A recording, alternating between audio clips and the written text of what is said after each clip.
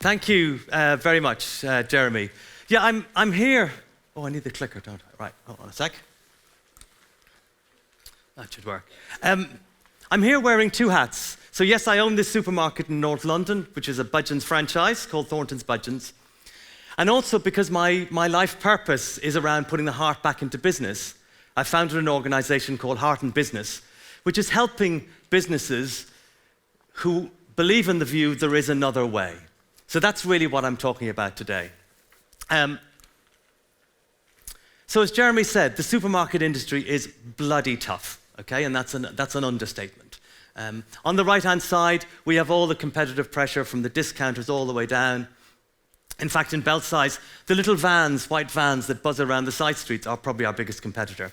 The other day, I was trying to cycle down a side street, and there was a congestion of 4 different vans from 4 different, Able & Co, Ocado, Tesco, Sainsbury, all trying to get down the same street together.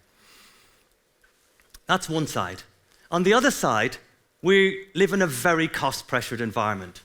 So thanks to the absolute correct strategy of government to increase the living wage, and our desire to make sure we pay people properly, we're living with 7% wage inflation every year. Now, that may be fine when inflation was 15%, but when food inflation is nothing, then that's pretty tough. And rent, sadly, we don't own the building. We rent it from a faceless property company. Our last rent review, we went up by 16%, and we have another one coming in 2 years' time. So even my dear friend Kung Fu Panda is a bit distressed by all of this. And we're at the moment doing really well, and we're doing really well. Our sales are up about 5% at the moment, which in this sector is just, is pretty unusual. And we are because we have a purpose. And our purpose is we are the community supermarket that care about people and planet. So we could have been in Neil's no man's land. In fact, many of the original Budgens became a franchise 15 years ago. A huge number of the original franchises don't exist anymore because they went into no man's land. We differentiate ourselves on our purpose. Now, the other side to all this is the planet. Okay, so we are in deep crap, if you excuse my language, as a species. Okay, the planet will survive. It's been around 13.5 billion years. It's the survival of the human race that is actually at question here.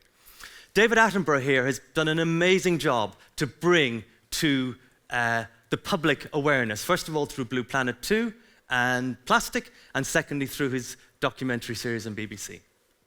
I fundamentally believe that there's 2 ways forward. Businesses either deal with the climate crisis and totally turn themselves upside down, as we are doing, or they will die eventually. So, if you kind of doubt this for a second, this is my 10-year-old, okay? And her views are probably more aligned with the younger people in the audience, but this is what she has to say about plastic particularly.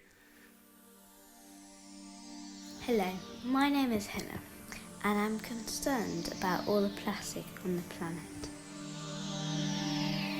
Plastic's not fantastic. The planet is full of plastic. It never goes away. This is really not okay. It's in the oceans. It's in the beaches. We need to stop buying it. You can do something, but we have to work together. Stop buying single-use plastic. Tomatoes do not need to be wrapped in plastic. Water does not need to be in plastic bottles. Crisps do not need to be in plastic bags. You adults need to tidy up and fix this.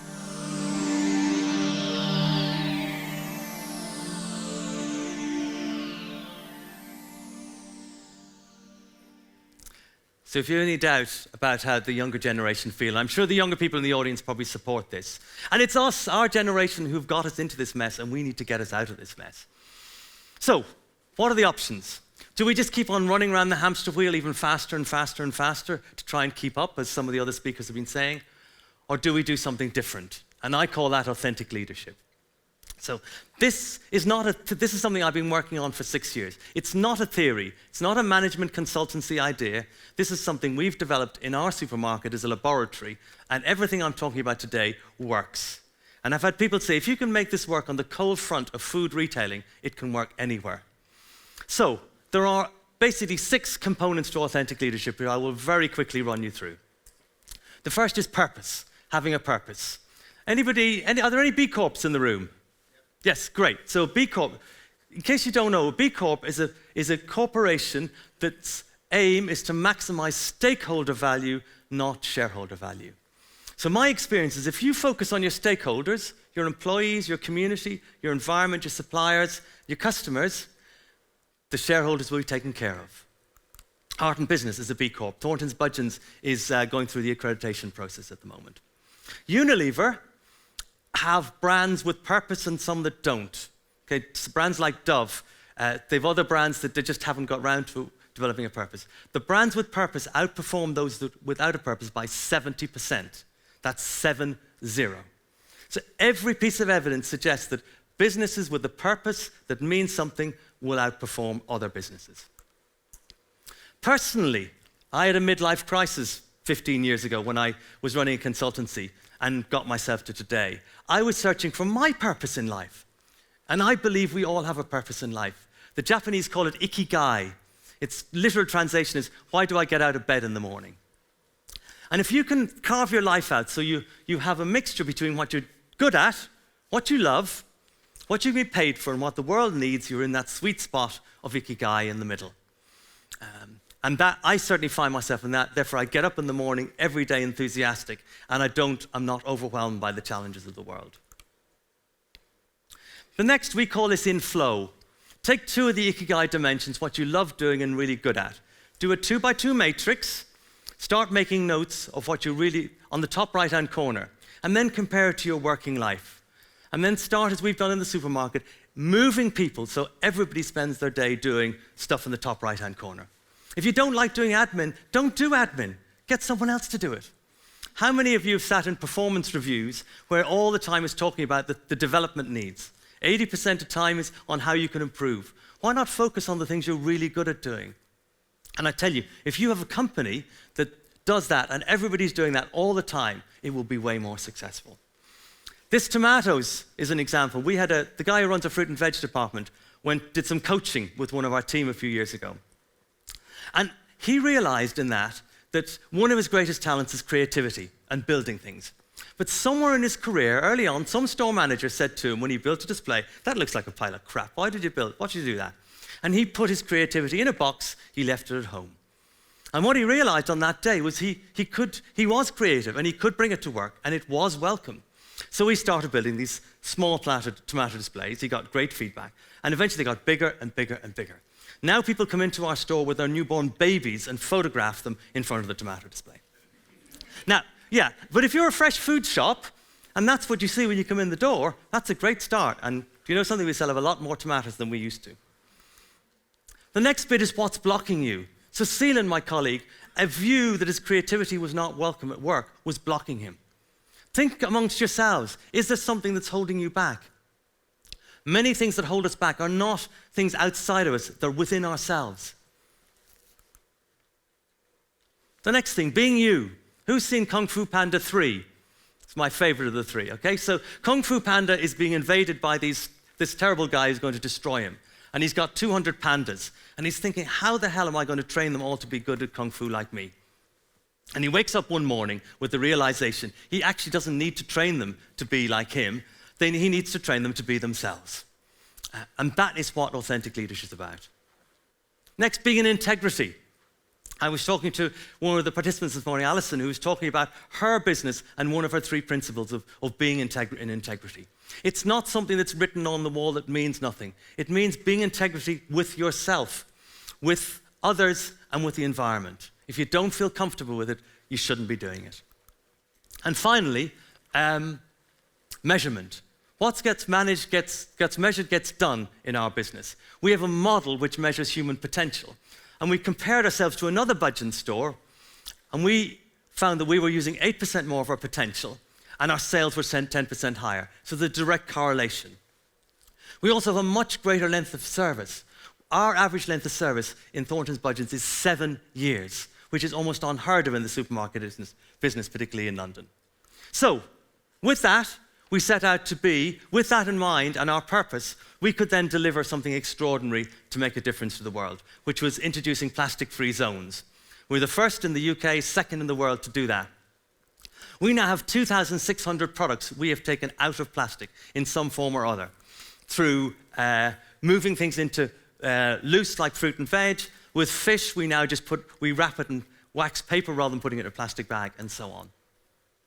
Now, what this has shown is that, and then we have launched 2 weeks ago our unpackaged section. Okay, so this allows you to bring your own container and buy a whole range of products.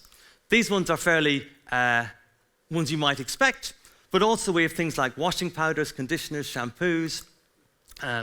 We have a fantastic water machine that produces water better quality than most mineral water. And my favorite on the left is the milk machine. You bring your own bottle back, you fill it in, you take it home, you bring it back the next day.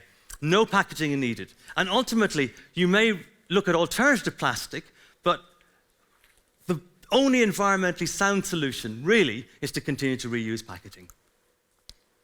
And one of our messages, there's no planet B. The other is, sorry for the inconvenience, we're trying to save the world by being plastic free. So, the results, we launched a year ago with 1,800 plastic-free lines. We now have 2,600. The week we did this, our sales, actually the first 2 weeks our sales went up 6%, and then they settled down at 4%. Our customers and your customers, for those of you in business, want solutions to the climate crisis and to plastic. And if you deliver them to them, you will get a benefit. The old chestnut you can't do because it increased food waste, we didn't find that. And we got amazing coverage. And one of our primary objectives in doing this was that we wanted other businesses, big retailers, to follow. Because we're one shop, we can only make a small amount of difference. And every single major retailer in the UK and all around the world has been to see what we're doing. And I believe we've influenced a huge change in plastic over the last few years as a result of it. So, I want to leave you with the thought. Which of these two alternatives do you want to take? If what I've said touches you, we're running an event in London week after next. We still have a few places left, so a bit of a plug, give me a business card. And the thing I want to leave you with is a thought for yourself about your purpose individually and about your business. And if you're not satisfied or clear about it, then maybe there's an opportunity to change. Thank you.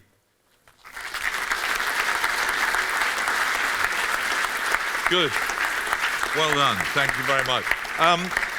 Just time for a quick question, and actually it's quite a sensible question. I was wondering myself, how on earth do you keep positive and motivated when you're trying to change the world, actually? Because of the response of people to what we're doing. The response, the business leaders who've taken this on we're working with, and to see people transform, and to see people in the store. So the leadership team in the store now, we've got a weird structure. We don't have a store manager. We have 2 co-leaders who are both women and 2 co-deputies. Those people their average length of service in the store is 18 years. To see them grow and transform and grow as people, as they've done over the last few years, that makes everything worthwhile. Fantastic. Well, inspirational words. Fascinating talking to you. Thank you. Hearing from you. Thank you, Andrew.